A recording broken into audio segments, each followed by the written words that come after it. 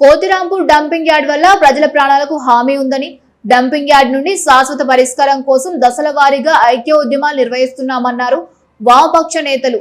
Dumping yard ప్రజలు ఎదుర్కొంటున్న సమస్యలు, శాశ్వత పరిష్కారం, భవిష్యత్తు కార్యాచరణ కోసం కరీంనగర్ బద్దం ఎల్లారెడ్డి భవన్ లో వామపక్షాలు రౌండ్ టేబుల్ సమావేశాన్ని నిర్వహించారు. ఈ సందర్భంగా నాయకులు మాట్లాడుతూ, బీజేపీ పార్టీకి నగరంలో అధికారం అప్పగిస్తే నెల రోజుల్లో డంపింగ్ యార్డ్ సమస్య పరిష్కరిస్తామని బీజేపీకి చెందిన కేంద్ర మంత్రులు ప్రగల్భాలు పలికి ఆ సమస్యను గాలికి వదిలేశారన్నారు.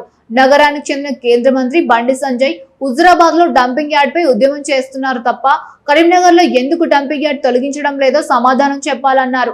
కరీంనగర్ చెందిన రాష్ట్ర మంత్రి పొన్నం ప్రభాకర్, కేంద్ర మంత్రి బండి సంజయ్ ఇద్దరు కరీంనగర్ కు చెందినవారు అయినప్పటికీ ప్రజల ఆరోగ్య పరిస్థితులను పట్టించుకోవడం లేదని, రోజు డంపింగ్ యార్డ్ వద్ద రావణ కాష్టం లాగా దట్టమైన పొగమంటలు వస్తున్నా చూసి చూడనట్లు వ్యవహరిస్తున్నారన్నారు.